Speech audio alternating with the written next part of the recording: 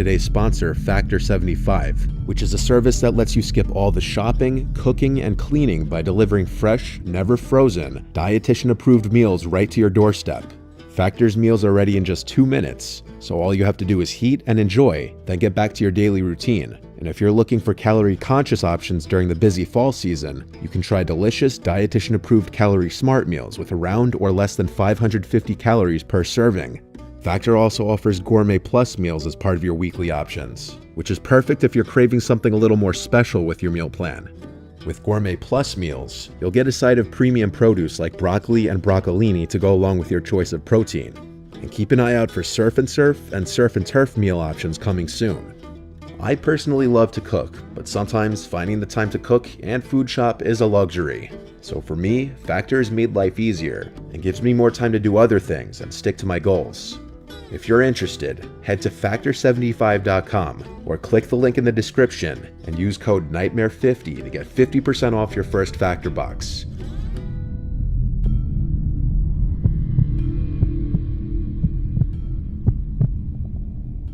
When I was 25, I went on a solo trip to Rio de Janeiro. My favorite DJ would be there that weekend, and I always wanted to go anyway. I've traveled solo many times in my life and never had any issues. Airbnbs aren't expensive a little outside of the city, and the one I was staying at was very nice and comfortable. It was its own little one-floor house, but the whole inside was very modern and clean. The Friday that I landed, I unpacked at the Airbnb, grabbed dinner, and went to the rooftop venue where the DJ would be performing. The first day and night all went well, and I met some really cool people at the rooftop. James, Ethan, and Jess. Ethan and Jess were dating. James, I guess, was third-wheeling on the trip. The next day, I met up with them as they were also on a trip here. We got brunch together, then we checked out some of the sights together, like the Christ Redeemer and Sugarloaf Mountain, and then we hit the beaches. Unfortunately, they had tickets that they had already bought to another show that night, which I couldn't go to. So I was back to my solo ventures, which was fine. I still found things to do. Eventually, when I was hungry, I walked back in the direction of the Airbnb towards the outside of the city. On the way back, I stopped at a restaurant I found. I can speak a little Portuguese, but I'm by no means fluent. So I tried to keep to places where people seemed to speak English while I was alone. The menu on the window had some English writing, so I went inside. This restaurant was kind of small and dark. A lot of the restaurants in the area were expensive, but this one seemed affordable, so I stayed. The dining space was very long and narrow. It wasn't really busy. There were a few people sat further down at a couple tables. Then there was a man seated at a table basically next to mine. He was about 50. I wondered if he was another tourist. He and I were the only two people seated alone in here. The server came over and initially spoke in Portuguese, and I asked in Portuguese if he speaks English, and he said yes.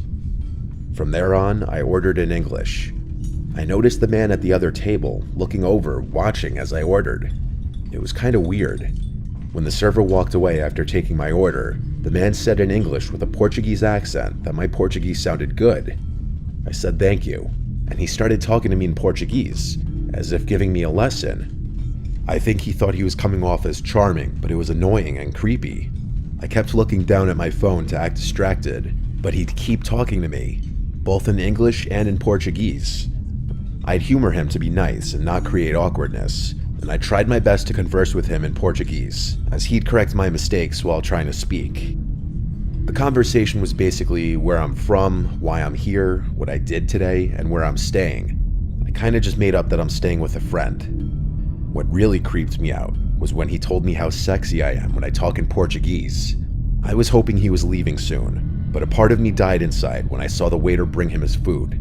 Luckily, my food didn't take long. I got some pork stew dish. The man asked how it was. I told him fine. He stopped talking as much now that he was eating, thank God. I ate quickly. When I was done, I hurriedly asked for the check just because I didn't want to converse with this man anymore. The man also asked for the check right after I did, which I found so annoying and strange. He wasn't even done eating. Once I paid, I got up and walked out. The man said something in Portuguese, but all I said was bye and kept walking. It was dark out now, and the streets were a little less lively. I was walking for a while when I came to an intersection. While waiting to cross, I noticed the man from the restaurant across the street. He was definitely looking at me, but looked away the opposite direction when I noticed him. Maybe he had to walk the same way. It wasn't that unlikely. I continued to walk back, and as I was getting closer, I kept turning back just to see if he was still in sight. He wasn't. I arrived to the Airbnb. I got to the front door and looked around one more time, and I noticed way down the block that man standing on the corner by the intersection. He was staring in this direction. I felt my heart drop. He was following me. I let myself inside the house and locked the door. Then I closed all the blinds. Now he knew where I was staying. I panicked and called my dad and told him. He told me to just be alert and make sure everything is locked and to maybe keep a knife by me. It was a Saturday night and my flight wasn't until late the next day, so I did want to go out. Eventually, I called an Uber to a bar in the downtown area, and I went to a venue having a house music night. I was there for maybe a couple hours before calling an Uber back to the Airbnb. When I got back, I let myself into the house kind of drunk. I sat down on the couch just to relax for a bit, but I noticed something. I heard the sound of the outside, and then I saw the blinds to one of the windows blowing from the breeze. The window in the kitchen was open. I had all the windows shut because the air conditioning was running. I immediately knew to get up and leave the house quickly.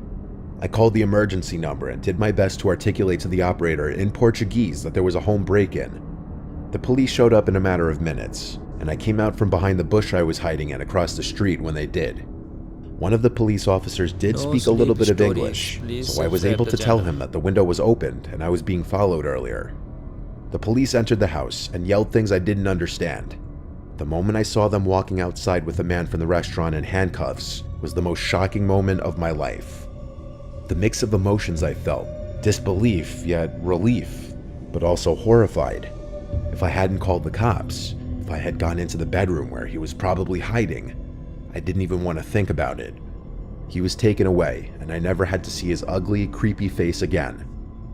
I'm glad he was stupid enough to not close the window behind him. I should have listened to my dad and locked all the windows as well. I just never imagined he would actually climb through one, though. I left the night. It was the holidays. Most of my friends were away, so I had decided to look for a part-time job to earn a bit of money. After waiting around for about a week, I finally got a call from a nearby restaurant asking me to come in for a trial. I had a fair bit of waitering experience, so I wasn't too surprised when the owner offered me the position. The place had a really creepy atmosphere to it. It was small, dimly lit, and every so often, a terrible smell would circulate through the air. It wasn't somewhere I would have usually gone for, but I needed the money and kept reminding myself that I'd only be here until college started back up. Anyway, it was around 10 p.m., and I was out the front by myself, cleaning the cutlery while I waited for the last table to leave. It was a table of 4 big guys. They were pretty rough looking. In fact, if I passed them on the street, I would have assumed they were homeless. Half an hour passed, and they finally got up to leave. I smiled as one of them came to the register to pay. "That's $42.50 altogether," I said. He immediately handed over a bunch of crinkled notes with a big grin on his face.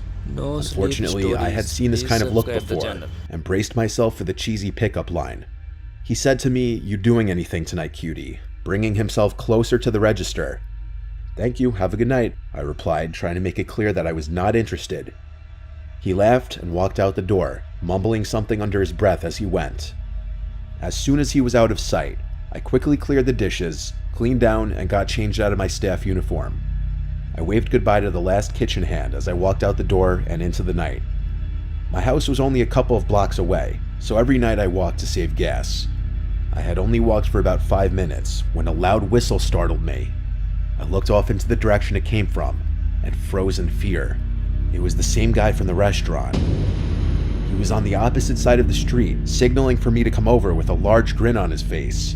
I took a pause before my instincts kicked in, and I started to quickly walk away. My house was still about 10 minutes away, and I could feel him getting closer with every step. Terrifying thoughts were racing around in my head, knowing very well that this could end badly. I turned the corner and started to sprint down the footpath. I felt tears gather up in my eyes as loud footsteps followed closely behind me. I didn't look behind out of fear, when all of a sudden a hand firmly grabbed my shoulder and yanked me backwards. I turned to see the man. His face was red, and his grin had morphed into a furious expression. He put his finger up to his lips. "Don't scream or I'll cut you," he whispered.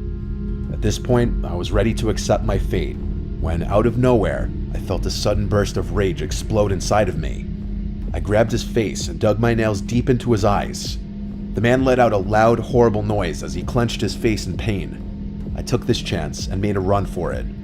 I ran all the way back to my flat, and after struggling to put the key in the door, I managed to get inside. As soon as I shut the door, I collapsed down onto the ground out of exhaustion and started to cry. My roommates all rushed down the stairs to see if I was okay. After walking me to a couch, I explained what happened. They were all shocked, whilst at the same time happy to see that I escaped from the man. I rang up the restaurant and quit the next day. It was a shame, really. The owners were so kind and I really didn't mind the place. But I was too terrified to return, knowing that that man could be waiting for me. I've started back at college now, and I'm slowly recovering from that incident. Please subscribe the channel. Sometimes I do get nightmares just thinking about what may have happened if I hadn't attacked that man like I did.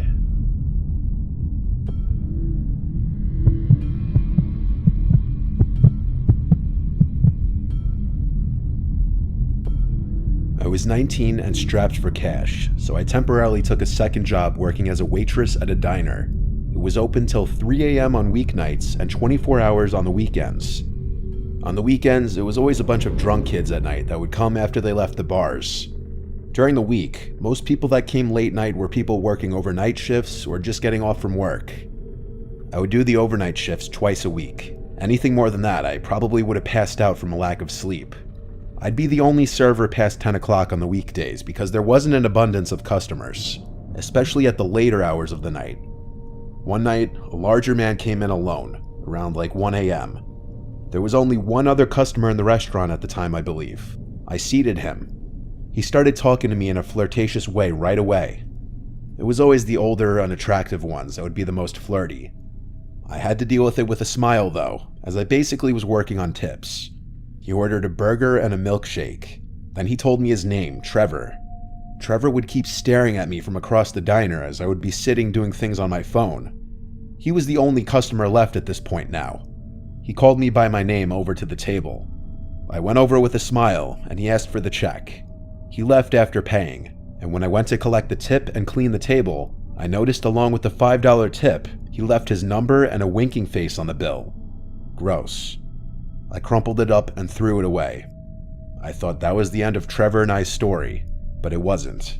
A few nights later, in came Trevor again, super late at night when no one else was in the place. I greeted him and sat him to a table. He actually hit me with a "How is my favorite server doing tonight?" which was odd considering I only served him one time. He again started some conversation with me, and I was way too exhausted for this, but I had to put a smile on my face and entertain it. I thought maybe this time he'd give a better tip if I acted interested, but that backfired because he mistook my friendliness as interest and invited me to come on his boat sometime. I asked what kind of boat it is to play along, and he showed me a picture of this tiny little thing that could barely fit 2 people based on the looks of it. I said, "Oh wow, my dad has a boat too." I should have said boyfriend looking back now, but I was trying to get a good tip out of him. He asked for my number, and I told him I'm not allowed to give customers my number. I could get fired. He actually believed this, but after he left, he once again left his number on the bill, this time with a note saying something along the lines of, "I bet you were just shy last time. Don't be shy this time, you can text me. It'll be our little secret," followed by another winking face. He again only tipped $5. This guy was a creep who didn't even tip well. I hope to not see him again. But this wouldn't be a story if I didn't. He came in the next week on another night I was working. It had to be like 2 a.m., and it seemed like he'd always come in right as the place would become empty. Almost like he was sitting in the parking lot, waiting to come when I wouldn't be serving any tables. This time he came in, and the first thing he said was, "You don't call her right?" But he didn't say it with a smile, he said it with a serious face. I told him I'm really flattered, but I really can't text customers. He didn't say anything, he just walked out. I was relieved, honestly. I'd rather he just stopped coming in. The next day, while at my other job, I got a text from one of the other waitresses asking if I knew who the fat bald guy was. I said, "Yeah, he's so creepy. Why?" She told me that he asked for my full name. I asked her if she gave it to him, and she said yes. I was honestly really upset, and this made me uncomfortable. She said that he claimed he just wanted the name of the really amazing waitress from last night. Later that day, I got a text. It was from Trevor. He said, "Hey, it's Trevor, your favorite customer. I know you said you can't give your number out, so I took it upon myself to get it myself. Now you didn't break any rules, haha." I was at a loss for words. I blocked the number and hoped that would be the end of it. But later that week, after I got off from work, I found an envelope tucked under my windshield wiper. I grabbed it and got in my car. Its contents were disturbing. It was a bunch of pictures of me in the diner taken from the parking lot. The pictures got more disturbing though, when they started being of my apartment and of me standing on my front deck or unlocking the front door. Most disturbing of all was a picture taken through the front window at night. I drove straight to the police precinct with the photos to report this. These pictures, accompanied with the text I received from him, was damning enough. I stayed at my parents' house that night, and the next day, a detective called that Trevor guy and told him if he continued to contact me, it would be considered harassment and he would be arrested. I still quit the job at the restaurant just to be safe. My lease was up the next month, and so I moved to a new apartment. I didn't want to have any chance of that man finding me again. He was the first and only true stalker I've ever dealt with in my life. No Sleep Stories. Please subscribe the channel.